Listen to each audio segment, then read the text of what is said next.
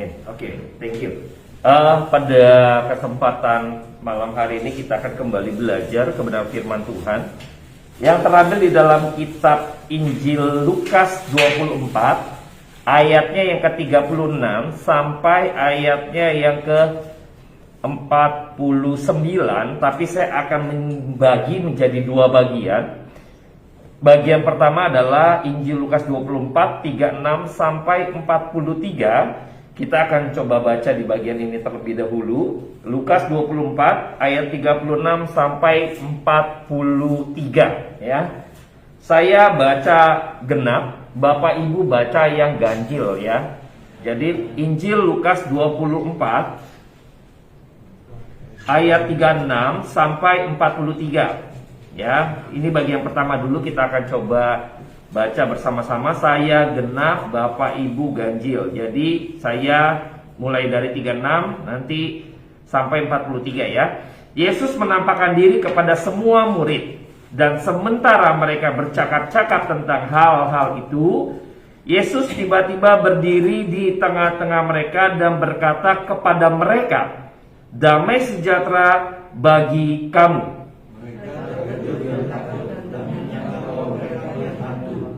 Akan tetapi ia berkata kepada mereka, "Mengapa kamu terkejut? Dan apa sebabnya timbul keraguan-raguan di dalam hati kamu?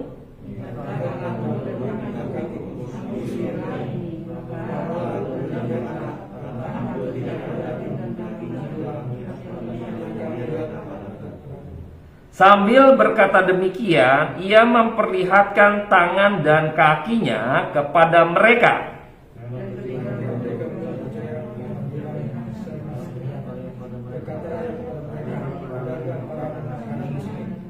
Lalu mereka memberikan kepadanya sepotong ikan goreng. Oke, kita lihat bahwa keadaan ini keadaan yang cukup membuat murid-muridnya kaget gitu ya, takut gitu ya. Karena kita melihat bahwa pada bagian ini juga kita melihat di bagian lain, di Injil yang lain gitu ya. Mereka itu berkumpul gitu ya, semuanya takut karena terkunci. Kita akan coba lihat di dalam Yohanes 20. Kita akan coba lihat backgroundnya juga ya, yang tidak dicatat di dalam Injil Lukas. Kita akan coba lengkapi di dalam Injil Yohanes ayat 20 ya. Pasal 20 maksud saya. Pasal 20 ayatnya yang ke-19. Kita akan baca bersama-sama situasi yang terjadi pada saat itu gitu ya. Yohanes 20 ayat 19. 1, 2, 3. Ketika hari sudah malam pada hari pertama minggu itu, berkumpullah murid-murid Yesus di suatu tempat dengan pintu-pintu yang terkunci, karena mereka takut kepada orang-orang Yahudi. Pada waktu itu datanglah Yesus dan berdiri di tengah-tengah mereka dan berkata, "Damai sejahtera bagi kamu." Oke, kita lihat bahwa pada waktu itu ketika Kristus mati dan disalibkan, lalu disebar dusta daripada mahkamah agama, disebar hoak bahwa mayat Kristus dicuri dan lain sebagainya, maka murid-murid Yesus, orang-orang percaya, rasul-rasul secara khusus itu menjadi sasaran tembak ya, seperti domba yang sedang dicari oleh serigala, udah tinggal dibantai doang, kira-kira demikian ya. Maka kita bayangkan ya bahwa betapa kengerian itu ada mengiringi mereka, di mana setiap langkah kaki mereka, setiap sepak terjang mereka pun mereka harus benar-benar berhati-hati, sebab kalau tidak ini mereka tinggal digorok aja kepalanya gitu ya. Bayangkan ya, mereka menutup pintu, mereka juga nggak berani terekspos gitu ya. Mungkin beberapa cerita tafsiran mereka diam-diam gitu ya. Jadi datang tuh nggak bisa kita rame-rame ngumpul. Misalnya kita tahu tempatnya di mana, di sini misalnya gitu ya, kita rame-rame bisa ngumpul ya kan. Datang bersama juga nggak apa-apa. Mereka tuh ada polanya jadinya. Biar nggak ketahuan menyorot, jadi datangnya juga satu persatu ya kan. Jadi kayak nggak kelihatan bahwa ada persekutuan di sana. Bayangkan ya, Mereka kumpul di satu titik sampai segitunya. Sampai-sampai mereka tuh benar-benar harus kunci pintu. Kalau ketuk pun, ini sih imajinasi saya ya, kalau mau masuk mungkin langsung kasih kode. Ah, itu berarti teman kita. Jangan-jangan sampai segitu gitu ya. Jadi saya membayangkan bahwa mereka itu benar-benar di dalam keadaan yang takut begitu rupa, karena mereka tinggal dimatikan doang, tanda petik gitu ya. Kalau dapat sama orang Yahudi itu kan dicomot gitu ya, udah tewaslah dia, selesai hidupnya. Maka pada waktu itu mereka tuh bersekutu pun dengan kehati-hatian. Mereka butuh dikuatkan. Saya ngeliat bahwa persekutuan di bawah tanah, gereja bawah tanah disebutnya di Cina gitu ya, salut dengan mereka loh, ya kan?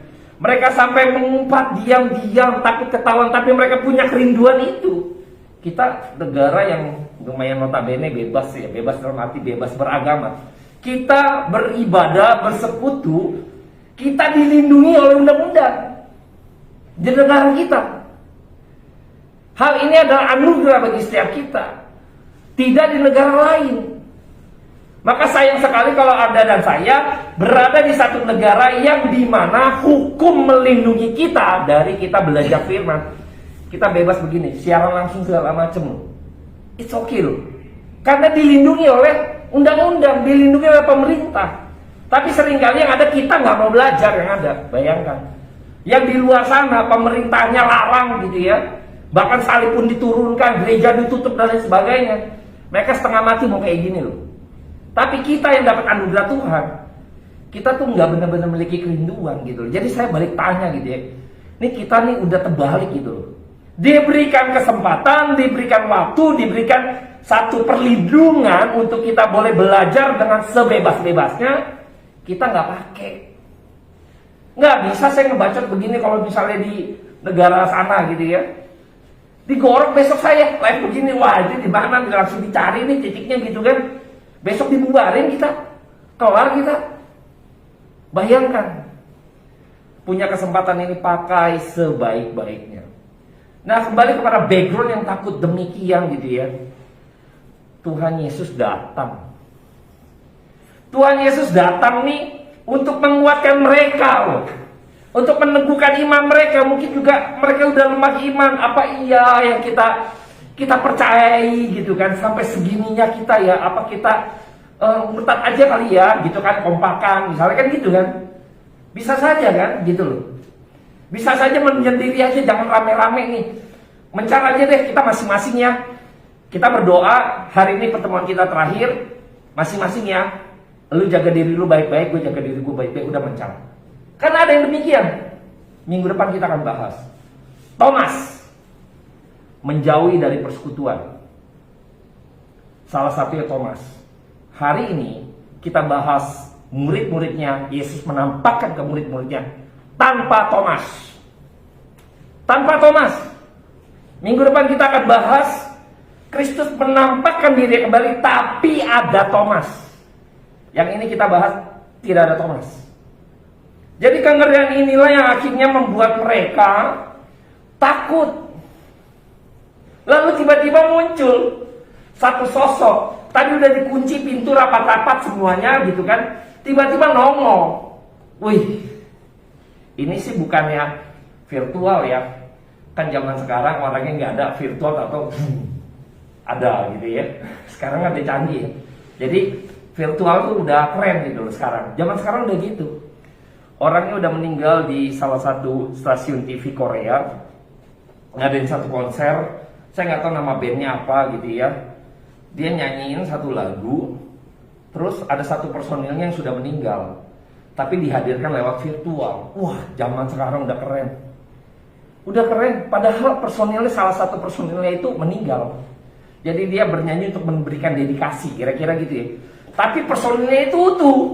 Yang satu itu dimunculkan dari virtual. Waduh, semuanya haru gitu loh. Mirip sekali dengan tingginya segala macam. Kita tahu di Museum McQueen itu kan tokoh-tokoh hebat dijadikan patungnya seperti mirip gitu ya, benar ya.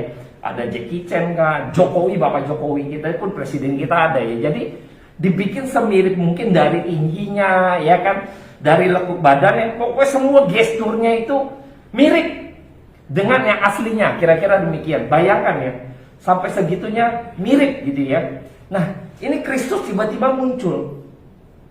Ini yang menarik adalah, kalau ingat, pada waktu Tuhan Yesus berjalan di atas air, murid-muridnya itu pun takut dan bilang itu hantu. Di sini muncul lagi. Loh, tiba-tiba nongol, ini hantu. Mirip ya. Jadi hantu tapi yang dipakai pada waktu Yesus berjalan di atas air itu dengan konotasi maknanya makhluk halus. Ya. Fantasma gitu ya. Kalau yang sekarang ini roh, pneuma, pneumatologi gitu ya. Jadi mengenai Roh Kudus gitu ya. Pneuma. Jadi fantasma dengan sekarang rasanya beda. Jadi makhluk halus dengan sekarang roh berbeda. Jadi ketakutan mereka bercampur satu kegirangan, tadi dikatakan demikian ya. Mereka tuh takutnya berbeda ya. Takutnya berbeda gitu ya, dengan melihat makhluk halus sama roh, ya kan? Tapi Tuhan Yesus mau mengkonfirmasi, kenapa Tuhan Yesus? Lihat aku, raba aku. Tuhan Yesus sampai mau mengatakan bahwa this is a real me. Bukan patungan, bukan patung, bukan mannequin, bukan virtual. Ini diri saya yang sesungguhnya. Raba aku, lihat aku. Jadi Tuhan pun gitu ya. Nah, di sini saya mau singgung bahwa iman kekristenan bukan iman yang sekedar percaya. Enggak demikian. Kita tahu di beberapa waktu yang lalu udah lama sekali gitu ya, banyak kita tahu bahwa ada sesuatu yang viral pernah terjadi, bahwa ada penampakan di sini loh, penampakan Yesus. Patung ini menangis tetesan darah gitu ya. Wah, di sini ada Kristus, wah di situ semuanya gambaran ini, gambaran Kristus ada segala macam, penampakan Kristus ada seperti gitu. Kita tuh gampang sekali dengan sebuah fenomenal yang akhirnya membuat kita, wah itu Yesus ada di sana. Yesus menampakkan dirinya di sini, di sana, di sini. Ini semuanya Tuhan Yesus nggak pernah, bahkan mengatakan di dalam Injil, orang yang mengatakan begitu itu fake semua. Dan tetapi di sini ketika Tuhan datang, dia bilang rabalah aku. Mau memastikan bahwa ini loh, saya adalah pribadi yang sama, yang dimati di kayu salib itu saya, yang mati itu saya, yang sekarang begitu itu juga saya. Bukan mannequin, bukan misalnya orang lain, bukan. Otentiknya itu ada. Maka ketika kita mengetahui bahwa Kristus pun mau menekankan ada satu prinsip, bahwa kita menjadi orang percaya, jangan sampai kita salah di dalam kepercayaan kita. Maka Tuhan menuntut dirinya, bayangkan ya, Tuhan suruh kita uji saya nih. Tes aja saya.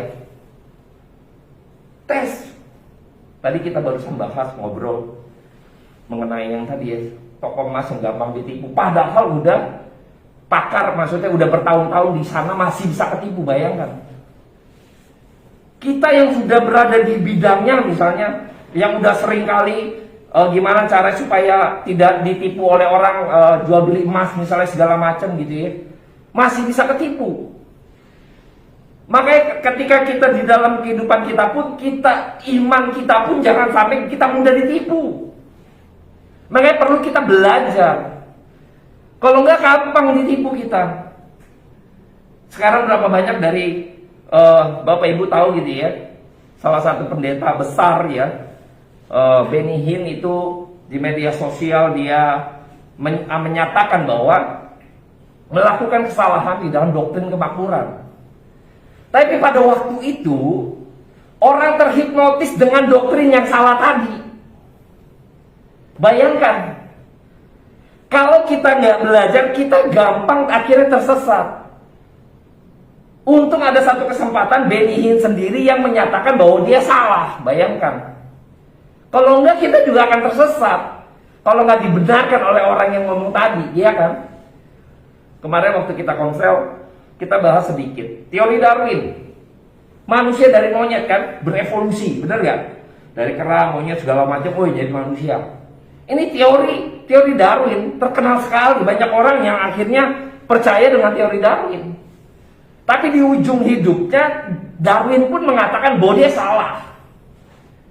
Bayangkan kalau kita nggak pernah benar-benar menguji, kita nggak pernah benar-benar mau mempelajari gitu ya, kita akan tersesat. Bayangkan, kita akan tersesat, gampang sekali percaya gitu loh. Nggak bisa demikian dengan iman kekristenan, nggak bisa begitu. Jadi apa yang saya katakan pun Bapak Ibu juga harus lihat, apakah yang saya sampaikan juga sesuai dengan kebenaran firman Tuhan. Ini kalau kita nggak pelajarin, oh iya benar, sepertinya mirip. Seperti patung menekwin, ya kan? Wah, ini orangnya benar nih, kita foto, sangkain kita foto sama orang yang benar loh. Kita ke museum menekwin itu, mirip sekali. Makanya kita jangan sampai akhirnya dalam iman kekristenan kita tidak boleh demikian. Iman kekristenan kita adalah iman yang tidak pernah mematikan logika. Ingat ya, iman kekristenan tidak pernah, iman kekristenan itu mematikan fungsi logika. Tapi fungsi logika justru tunduk kepada kebenaran yang ada. Memperkuat iman kita dengan apa? Karena logika kita tunduk pada kebenaran, dan kebenaran itu yang menguatkan iman kita. Jadi iman kita punya dasar yang tidak mati, bukan iman sembarangan, bukan iman membatik buta, udah percaya aja. Nggak bisa begitu. Iman kekristenan bukan iman yang membeli kucing dalam karung, bukan Bapak Ibu. Kita kalau beli barang aja Bapak Ibu bisa lihat, pilih-pilih gitu kan, nggak mau yang reject, benar gak? Tapi kalau misalnya iman kekristenan, kita boro-boro mau belajar Bapak Ibu, enggak, dia dengerin aja, duduk, udah pulang. Nggak tahu tuh, ya ikutin aja lah, enak nih, lucu sama Tuhannya, udahlah ikutin. Padahal omong kosong semua. Seringkali kita pengennya cari yang enak didengar oleh telinga kita. Kita nggak mau tuh orang yang akhirnya, wah ini keras nih belajar, suruh kita mikir, ya kan? Kita tuh susah tuh. Jadi orang yang maunya nggak mau mikir. Kalau orang nggak mau mikir gitu ya, aduh, saya bingung ya. Manusia diciptakan paling tinggi. Kalau nggak mau mikir tuh kayak binatang tuh nggak mikir. Besok ya udah besok gitu kan, lagi nggak mikir tuh. Banteran kalau misalnya binatang bikinnya apa? Sangkar. Manusia bisa bikin gedung pencakar langit karena punya pikiran yang lebih kompleks dibanding binatang. Binatang paling jauh tuh bikin sangkar, sarangnya sendiri, udah ngebangun itu doang. Nggak bisa bangun pencakar langit, nggak bisa. Maka saya berharap iman kita juga iman yang akhirnya mau belajar, menguji. Tuhan Yesus memberi dirinya, rabalah aku, lihat aku ini. Lalu dia mengkonfirmasi lagi, lapar nih, ada makanan nggak? Mau menguatkan lagi bahwa ini benar aku, karena hantu atau roh itu nggak ada tulang, nggak ada daging. Jadi kalau makan, kalau kita dulu kecil film Casper gitu ya, dia makan jatuh lagi gitu ya. Benar nggak? Kalau Casper kan si hantu gitu ya, dia makan jatuh lagi, dia megang pun nggak bisa gitu ya. Ini enggak, lu ada makanan nggak? Dikasih ikan goreng, makan tuh Yesus, makan. Dia bukan orang yang kira seperti roh tadi, bukan. Ini dia, ini saya loh, ini benar-benar saya. Tuhan Yesus muncul walaupun ruangan itu ditutup dengan kunci rapat-rapat gitu ya, dia muncul. Karena dia adalah Allah yang tak dibatasi oleh ruang. Ini adalah orang yang sama, pribadi yang sama. Dia mau menguatkan murid-muridnya, domba-dombanya. Dia mau gembalakan lagi, dia kumpulin lagi. Aku menggembalakan engkau yang sudah lemah iman, sekarang aku hadir. Ini benar-benar aku mau meyakinkan. Ada ikan goreng nggak? Ayo, aku mau makan, lapar. Mau menunjukkan bahwa akulah yang sama yang pada waktu itu juga ngajar kamu, yang kamu lihat waktu di kayu salib, yang kamu lihat aku dikuburkan, yang kamu lihat kubur kok kosong, ini loh aku orangnya. otentiknya itu Tuhan mau tanamkan, inilah dalam kebenaran firman Tuhan, inilah saya. Jadi kita bisa jangan pernah seringkali dibantah ya, iman kekristenan dibantah dengan bahwa Kristus itu bukan yang bangkit. Jadi yang pada waktu itu mati itu bukan Yesus, tapi Yudas. Wah, ada paham yang begini Bapak Ibu. Jadi yang waktu disalibin itu bukan Yesus, Yudas yang mati di kayu salib. Waduh, saya baca artikel ini repot juga ya kalau kita nggak ngerti firman ya. Gampang sekali, oh gitu ya. Iya, Yesus sebenarnya nggak mati, yang dikubur bukan Yesus. Yesus sebenarnya nggak bangkit, dia ada, dia nggak mati, dia nggak bangkit, dia emang hidup pada waktu itu, yang mati bukan dia.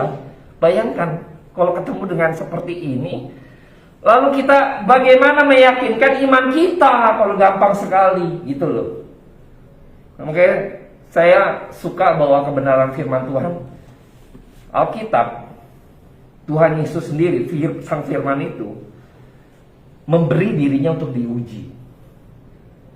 Ada yang berani gak daripada ini? Kitab mana, firman mana yang berani memberi diri? Dia yang ngomong sendiri loh. Kristus yang memberi dirinya, ujilah aku. Kristus yang ngomong, bukan siapa-siapa. Berani gak ada yang kayak gitu?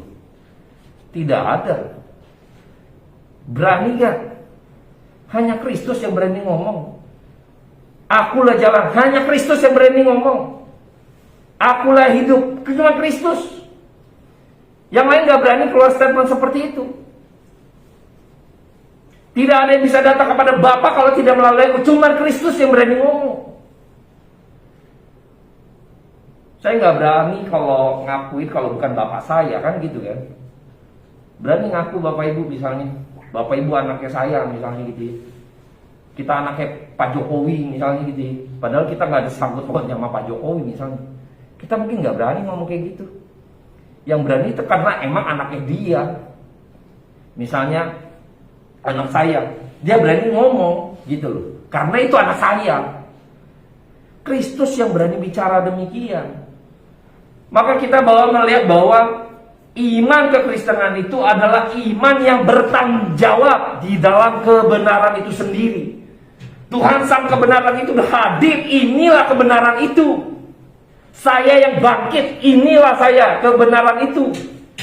Di bagian kedua kita akan melihat bahwa bagaimana Kristus memberikan sebuah pengajaran akhirnya membukakan pikiran mereka.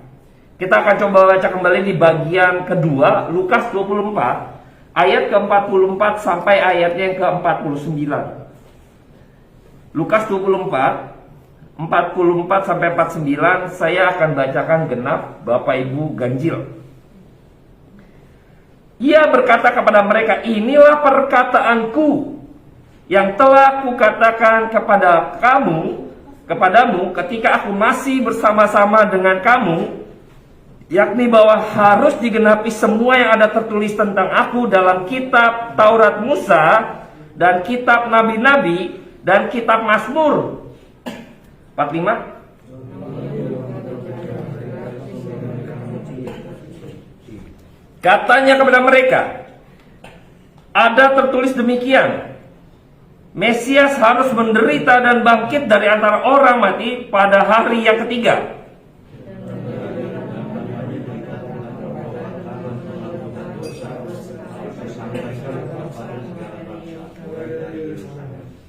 Kamu adalah saksi dari semuanya ini.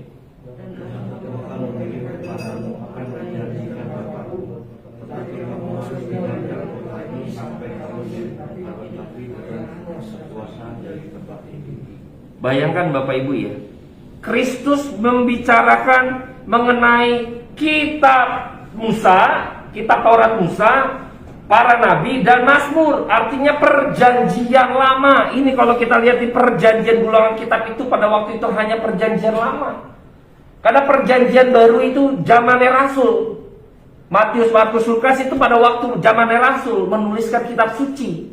Makanya gulungan ini perjanjian lama dan baru gitu ya. Kita didirikan, iman kekristenan itu didirikan di atas kitab para nabi dan kitab para rasul, artinya perjanjian lama dan perjanjian baru. Ini nggak boleh setengah-setengah, hanya perjanjian baru saja, karena perjanjian lama dianggap sudah usang. Nggak demikian. Iman kekristenan itu dibangun dari firman Allah. Perjanjian lama, yaitu kitab para nabi, dan perjanjian baru, kitab para rasul, yaitu firman itu sendiri, Alkitab. Maka pada waktu Tuhan Yesus membangun iman mereka pada waktu itu para rasul gitu ya. Jadi ada gulungan kitab, ya kitab para nabi. Ini Kristus meletakkan dasar imannya pun dengan gulungan kitab tadi. Yang pada waktu itu perjanjian baru belum ada ya, perjanjian lama. Tuhan Yesus juga nggak bilang apa-apa, dia hanya bicara kebenaran, bayangkan. Dia nggak bicara mengenai bagaimana hebatnya dia meredakan angin topan misalnya gitu kan.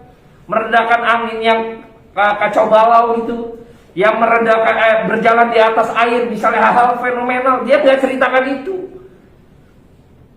Dia nggak ceritakan bagaimana saya beri makan 5.000 orang, kamu ingat gak gitu ya. Dia nggak bicara itu loh. Dia bicara gulungan kitab. Kamu tahu, Musa tahu? Ini ceritain. Kamu tahu nabi-nabi Yesaya, Yeremia, Yeskiel, dia ceritain tuh. Gulungan kitab dia nggak bicara. Kamu tahu gak, ingat gak? Saya pernah memberi makan 5.000 orang. Dia nggak bicara itu loh. Kamu ingat gak? Kamu bilang saya hantu waktu saya jalan di atas air loh. Kamu ingat gak? Dia nggak bicara mengenai kesaksian hidupnya loh. Walaupun kesaksian hidupnya lebih murni gitu ya. Kenapa? Karena inilah yang ditulis, bahwa Kristus menggenapi apa yang ditulis oleh kitab para nabi.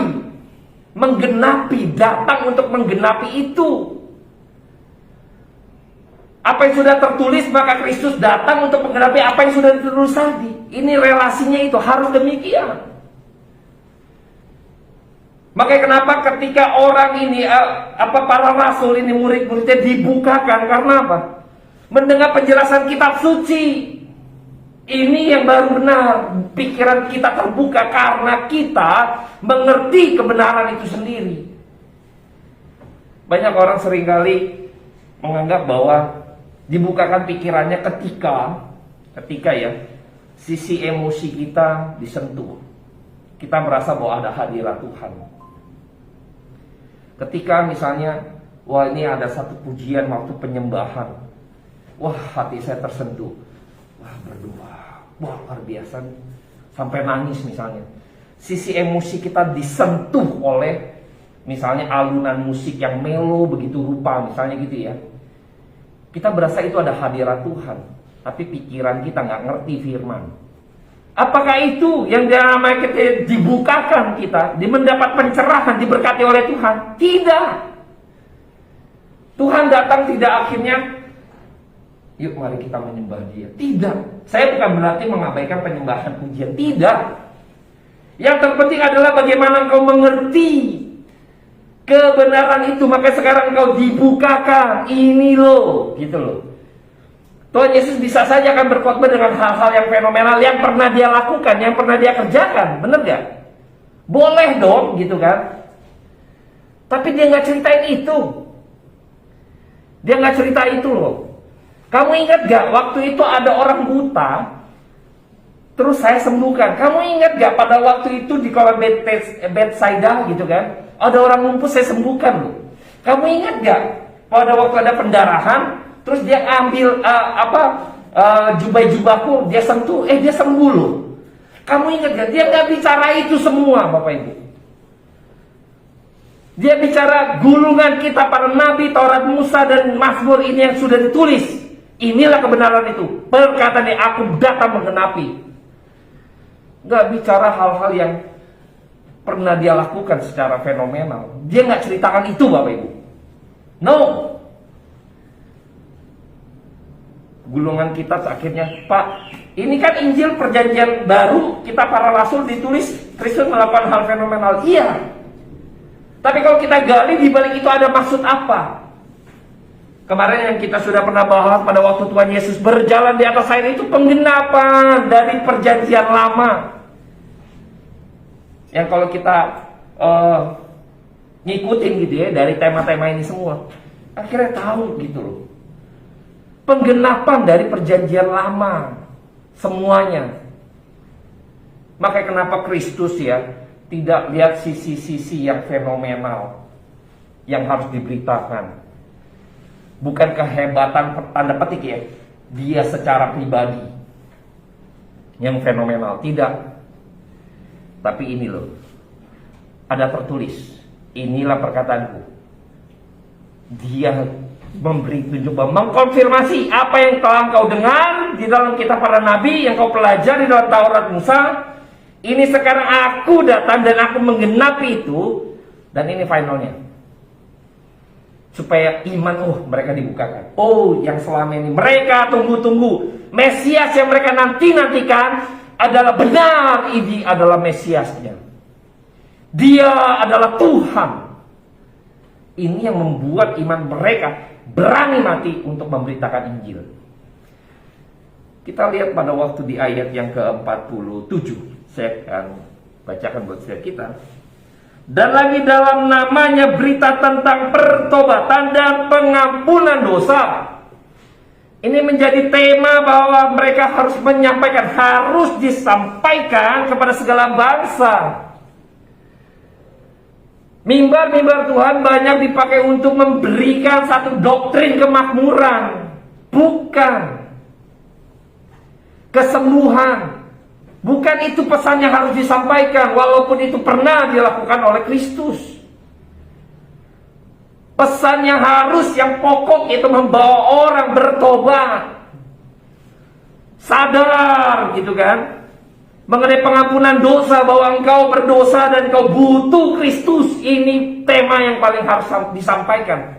Tapi seringkali mimbar Tuhan menjadi mimbar yang dimana muatannya sudah terkontaminasi. Dulu waktu masih di youth gitu ya, kita ngumpul bikin satu acara. Pada waktu acara kita berpikir hanya satu, gimana nih acara sukses, gimana supaya acara ini rame, banyak yang datang.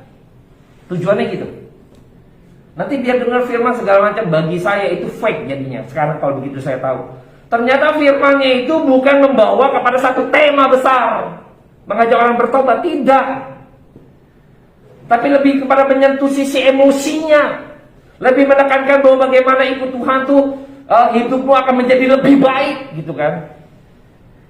Bayangkan, ini yang menjadi pemikiran ini salah. Tema besarnya jelas Kristus. Kamu nanti khotbahin kalau Tuhan Yesus pada waktu itu ya membukakan pikiran. Saya yakin itu nggak bakalan membukakan pikiran mereka. Kamu nanti ceritain, saya ingetin lagi ya, itu saya sembuhin orang yang timpang. Kamu ingat, catat terus, catat di Petrus nih, Lukas, lu catat, lu jangan lupa ceritain bagaimana melimpah tuh roti 12 bakul sisa. Lu jangan lupa tuh khotbahin itu. Lu jangan lupa tuh, waktu gue jalan di atas air, lu orang pada bilang gue hantu. Lu ceritain, tidak ada yang mustahil bagi Tuhan. Tuhan gak cerita demikian kepada mereka. Tuhan gak menekankan kepada hal-hal yang spektakuler itu, tidak. Pesannya harus sampai. Pertobatan dan pengampunan dosa, itu bicara salib. Bicara salib, Bapak Ibu. Kita sering kali melihat bahwa ini sudah menjadi kabur ya. Makanya kalau mungkin Bapak Ibu kalau dengar di HFM ini gitu ya, khotbah-khotbahnya jadi ngajak mikir, ngajak kita, oh ya beda ya, pasti beda deh Bapak Ibu dengan gereja-gereja yang lain misalnya gitu ya. Kita pada saat ini juga bukan mencari, saya bukan mencari pribadi yang mencari orang yang yang dengarnya maunya ikutin audiens gitu. Enggak. Saya ada memiliki tema-tema yang sudah dipersiapkan. Enggak ngikutin audiens. Ini lagi ngetren nih. Wah, ikutin tema ini. Ini lagi ngetren nih.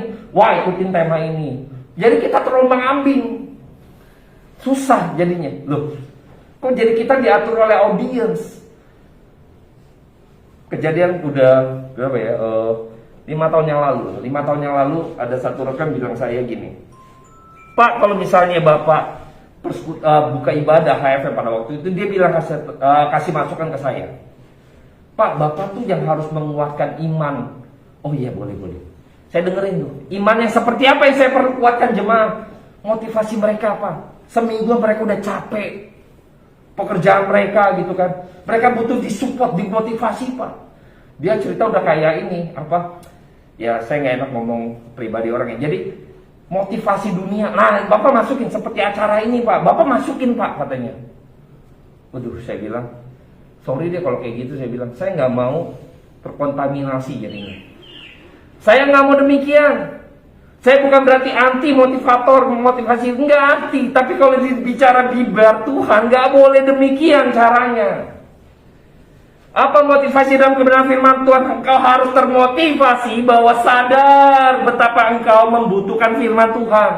Ini kesadaran yang harus kita tumbuhkan. Motivasi apa yang membuat engkau, mendorong engkau belajar firman Tuhan? Ini yang menjadi pikirannya. Bukan enak menyeduhkan Anda udah capek seminggu gitu kan, perlu di entertain. Ini kan repot. Holy Week pindah gitu ya, di gereja sekarang gitu ya. Bapak Ibu tahu Holy Week ya, tempat entertain jadi pindah di gereja. Karena kalau Holy Week kan tempat orang di entertain gitu loh, lepas gitu ya segala macam, beban gitu kan segala macam, ngedugem lah gitu kan segala macam. Ini Holy Week-nya pindah di gereja. Kita repot kalau kayak gini. Saya nggak mau kita tuh dimanjakan, dibutakan. Kita justru dihipnotis dengan hal-hal demikian. Jangan. Perhatikan Kristus. Dia bicara kebenaran. Dia bicara apa yang tertulis. That's it. Hal terakhir yang menarik tadi di awal, Tuhan mengatakan damai sejahtera. Ini seperti bukan template Bapak Ibu ya. Kita mungkin pernah dengar hal ini, udah sering kali kita dengar bahwa damai sejahtera bagi kamu. Apa itu damai sejahtera bagi kamu gitu kan? Ini bukan seperti template waktu kita mengucapkan selamat ulang tahun, happy birthday ya, wish you all the best gitu ya. Kan kita kadang gitu ya, udah template-nya begitu tuh. Ada yang ulang tahun, wish you all the best ya gitu kan, GBU ya, God bless ya. Kan udah biasa kayak gitu kita.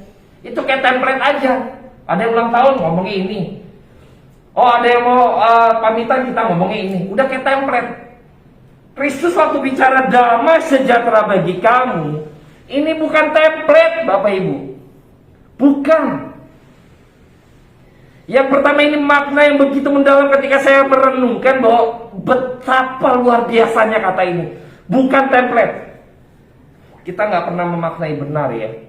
Tadi dalam keadaan kondisi yang begitu takut ya. Mereka ini menjadi orang yang gampang sekali dibinasakan, dihabiskan secara raga mereka. Tuhan mengatakan damai sejahtera. Ini makna yang mendalam bahwa Tuhan sudah mendamaikan engkau dengan Bapa di surga. Maka jiwamu ada kedamaian. Sekalipun orang-orang yang mungkin menginginkan matinya kamu gitu ya, jangan takut. Mereka yang dapat membunuh jasmanimu atau lahiriamu, tapi tidak mampu membunuh jiwamu. Ini Alkitab itu luar biasa ya. Tuhan memberikan ketenangan. Jiwamu sudah mendapat kedamaian itu. Maka nggak perlu takut lagi, tapi takutlah kepada Dia, ya, kepada Tuhan. Bukan hanya ragamu saja bisa Tuhan matiin. Jiwamu Tuhan bisa buang. Takut sama yang kayak gitu. Jangan takut sama pedang gitu loh. Dalam arti misalnya orang-orang Romawi dan sebagainya gitu Bapak Ibu. Yang penting damai sejahtera jiwamu. Ini udah diperdamaikan dengan Allah, dengan Kristus mati di atas kayu salib Bapak Ibu. Ini bukan template Bapak Ibu.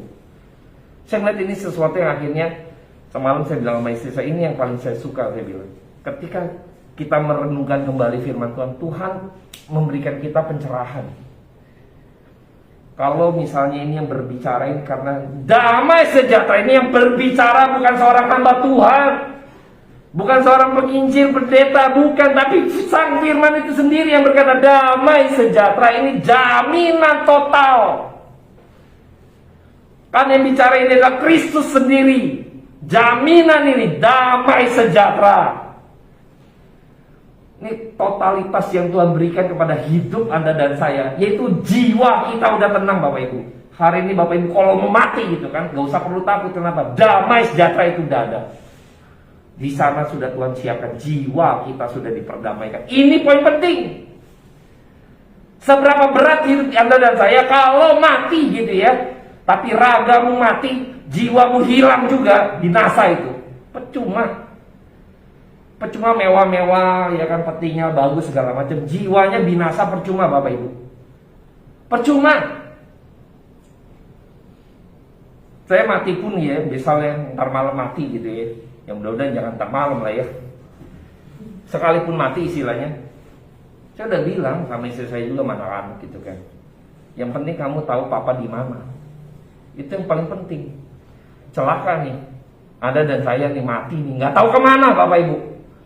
Makanya kalau orang mati ya, itu paling mengerikan. Saya pernah mendengar kesaksian ya. Dia sekarat, dia takut sekali. Dia ceritanya sama saya. Ketakutannya adalah dia nggak tahu dia mau kemana nanti kalau mati. Dia takut mati loh. Takut loh. Dia cerita. Saya juga baru tahu ya, orang pas sudah mau mati takut gitu ya. Karena nggak tahu jiwanya mau kemana katanya. Saya nggak tahu katanya. Saya takut sekali Pak ini. Takut sekali. Orang mati yang belum percaya pada Kristus, takutnya setengah mati Bapak Ibu. Yang belum percaya Tuhan ya, yang belum mengenal Tuhan ya, takut setengah mati. Yang mungkin percaya dengan kepercayaan yang ditimbang, dia takut loh. Dia udah mikir tuh, gue mati, gue masuk kemana ya? Gue nimbang-nimbang mikir ya, stres jadinya. Gue dosanya udah banyak ya dibanding apa yang gue kerjakan. Gue udah mikirnya ke situ tuh jadinya tuh. Stres Bapak Ibu. Kalau kita percaya pada Kristus, matinya tuh tenang. Makanya damai sejahtera. Inilah yang menjadi jaminan damai sejahtera bagi kamu. Tuhan menenangkan jiwa kita terlebih dulu, bukan raga. Saya udah bilang kan pada waktu Tuhan Yesus berjalan di atas air, Dia nggak menenangkan situasinya dulu, tidak. Tenangin jiwa kamu dulu. Tenanglah, aku ini. Ih, hantu, tenanglah, aku ini. Enggak langsung tiba-tiba angin tenang, teduh gitu. Enggak, situasi tetap chaos, tetap kacau gitu loh. Tapi Tuhan mau menenangkan jiwa kita. Damai sejahtera bagi kamu, jiwa kita dulu ditenangkan oleh Tuhan. Ini paling penting. Engkau sudah dapat tempat, kau sudah diperdamaikan oleh Allah melalui aku di dalam salib Kristus. Ini yang seringkali kita nggak berasa bahwa damai sejahtera bagi kamu. Kita nggak sadar damai sejahtera yang sudah kita terima. Makanya Bapak Ibu, kita adalah orang yang paling bersyukur yang kalau sampai hari ini bisa menikmati firman Tuhan. Bisa dengan leluasa Anda nikmati firman Tuhan tanpa ada ketakutan seperti zaman Rasul atau zaman beberapa negara bagian gitu ya, yang sangat sulit pemerintah melarang mereka untuk mendengar firman. Tapi kita di Indonesia bersyukur. Gunakan kesempatan ini belajar firman Tuhan. Gunakan kesempatan ini untuk mengerti firman Tuhan. Jangan pernah lelah. Capek ya? Capek. Tapi Tuhan memberikan membuka pikiran kita sehingga kita tidak mudah disesatkan oleh ilah zaman ini dan bahkan yang akan datang ya. Saya berharap pada malam hari ini kita semakin hari semakin mau belajar firman Tuhan. Saya akan pimpin kita di dalam doa. Mari kita tundukkan kepala dan kita berdoa. Bapa dalam surga, terima kasih buat kebenaran firman Tuhan yang boleh kami dengar. Buat anugerah Tuhan yang gak pernah habis-habisnya buat setiap kami. Kami bersyukur karena anugerah Tuhan terus boleh berlimpah sampai hari ini buat setiap kami Bapak. Kami bersyukur juga untuk malam hari ini, karena kebenaran firman Tuhan boleh dinyatakan bagi setiap kami. Domba-dombamu kaum awam Tuhan yang begitu kami tidak mengerti, tapi Roh Kudus memberikan iluminasi buat setiap kami. Untuk kami cinta betapa pentingnya mengenal Engkau di dalam kebenaran-Mu. Kiranya Tuhan semakin hari membukakan pikiran kami. Hari lepas hari, kerinduan bertambah untuk kami boleh mengerti firman Tuhan. Dan diberikan kerinduan untuk boleh hadir, belajar firman Tuhan bersama-sama Tuhan di tempat ini. Hamba-Mu serahkan semua jiwa-jiwa ini ke dalam tangan Tuhan untuk diberkati oleh Allah. Di dalam nama yang kudus. Bila setiap kita yang percaya katakan, amin. Oke.